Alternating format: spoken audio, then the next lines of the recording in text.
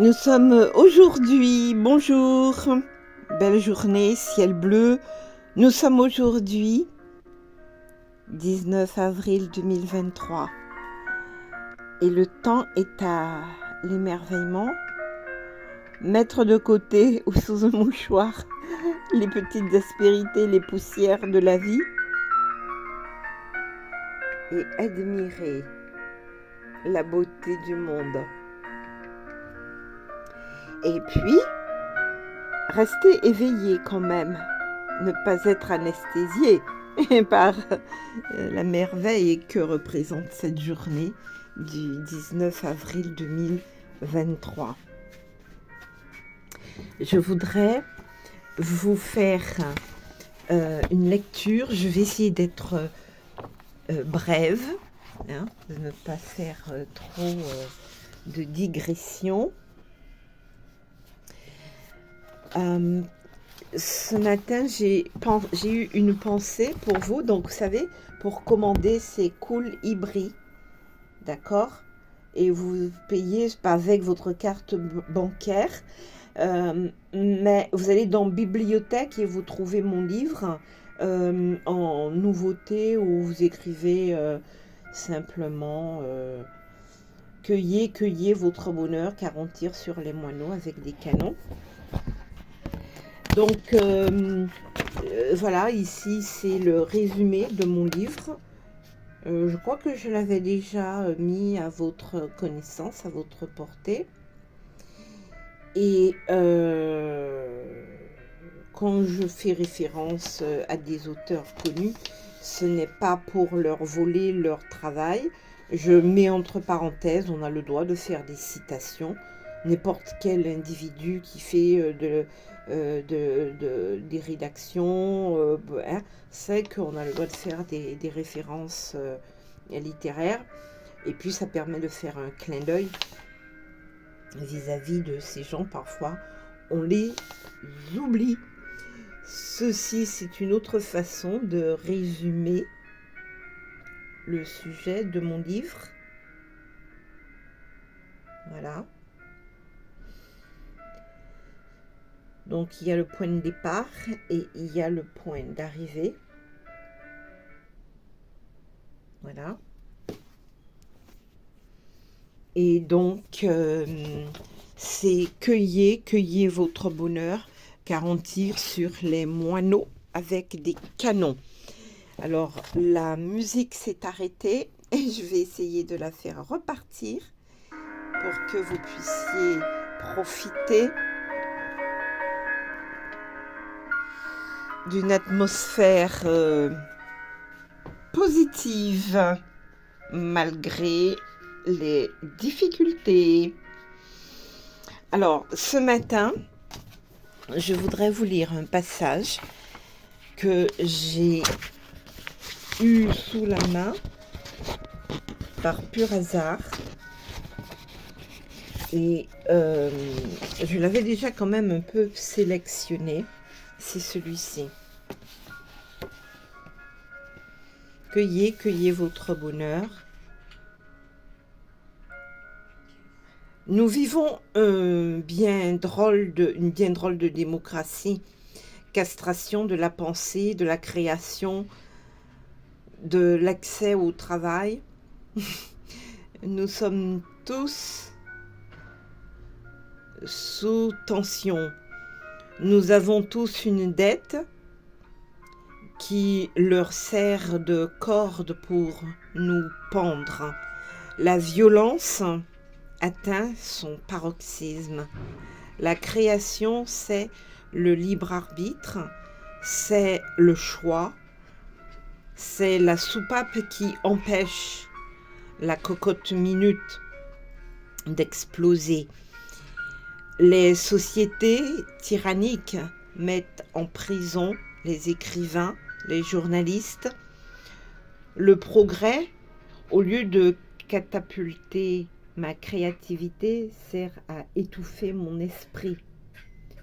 Depuis que j'écris sur le campus universitaire ce matin, je suis harcelée.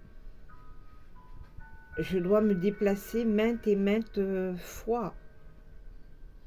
Ce sont les terroristes de mon immeuble. C'est le week-end, ce week-end devant la 4 étoiles 5 résidence Le Maistre. Ils tentent de m'agresser.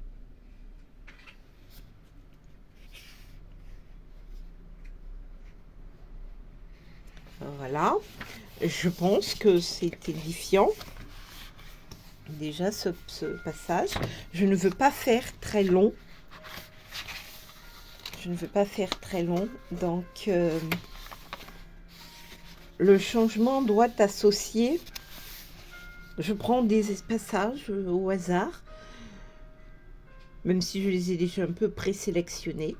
Le changement doit associer la science, nos libertés et nos choix de citoyens.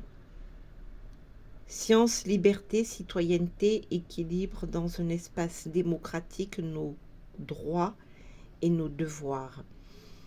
La relation de responsabilité peut se mesurer ainsi. Quand tu reçois, c'est un droit. Et quand tu donnes, c'est un devoir. Je bénéficie d'un appartement. Ce droit, je l'ai car je remplis l'obligation de payer le loyer. Donc notre citoyenneté, conséquence de la démocratie, se cristallise par nos choix. Nos choix relèvent de notre prise de décision. Celle-ci relève de notre libre arbitre. Donc, la démocratie doit demeurer un aboutissement de la libre expression et du libre entrepreneurial. La responsabilité équilibre la structure de la démocratie à travers la contrainte entre nos droits et nos obligations. La liberté peut se réaliser, se développer sur le socle de la responsabilité. Ça, je crois que c'est une phrase vraiment cruciale. Donc, on va surseoir ici. C'est une lecture de la page 236. J'en ai tant d'autres que j'aurais aimé vous lire. Quand je parle de la pauvreté aussi, de la misère, le radeau de la méduse, voilà. Mais le cannibalisme refait surface, notre système l'autogénère. Hein? Je vais vous laisser apprécier ce texte, ce passage de mon travail et donc de ma réflexion. Aller à l'essentiel. Je vois la prostitution de mineurs, la marchandisation des relations humaines remet au goût du jour le cannibalisme sous toutes ses formes, notre système hypermatérialiste l'autogénère. J'ai remarqué que lors d'un décès dans une famille, il y en avait toujours un autre qui suivait. L'occupant qui remodèle notre cellule familiale reçoit ainsi le salaire de sa forfaiture, l'héritage d'un héritier décédé. Oups. Voilà, j'ai mûrement réfléchi à toutes ces questions et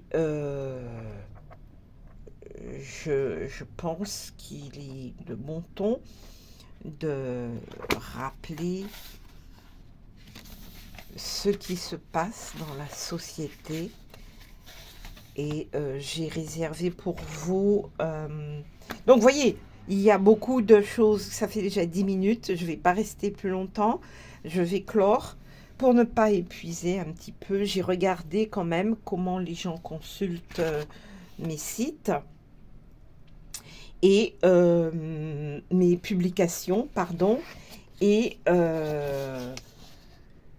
je note que les gens, vous ne restez pas les potentiels, les acheteurs potentiels, vous ne restez pas plus de 2 minutes en moyenne. Donc, j'ai ajusté mon travail pour répondre à vos disponibilités. Donc, 10 minutes de lecture, je pense que ça suffit. Voilà comment je parle de mon travail. Ma foi, ce n'est que cela. Ce n'est que cela. Mais je pense qu'il est important de transmettre des informations sur des expériences qui pourraient s'avérer à travers un roman. Hein. On note à travers le roman les parts de fiction et de réalité. Et il faudrait quand même faire attention que la société, justement, ne soit pas une société cannibale. Vous voyez? Où on fréquente les gens pour de l'argent. Et pire, hein, on les met donc sous contrôle, sous domination. Plusieurs formes de domination sociale. La misère est une domination. Être avec un voisinage en permanence qui vous rabaisse, qui ressemble étrangement à des sectes, ce sont comme la chaise électrique. Hein. C'est juste un palier vers la chaise électrique, c'est-à-dire la chambre à gaz, le couloir de la mort. Et le fait aussi de verrouiller le travail des gens, la création d'entreprises, bon, etc., etc. Le labyrinthe de la pensée, le labyrinthe de la pensée, c'est un peu ce que nous vivons, où en fait on essaie de vous empêcher de vous exprimer, on essaie de vous ligoter le cerveau, voyez. Et le labyrinthe de la pensée est une façon d'aller dans un sens, aller dans un autre, à la recherche de la lumière, de la sortie du tunnel. Ok? Est-ce que nous sommes des rats de laboratoire qu'on plonge dans un labyrinthe et on attend de voir quelle solution le rat trouvera? Et éventuellement, après lui avoir tiré tous les vaisseaux, les nerfs sur la table à disséquer, à observer,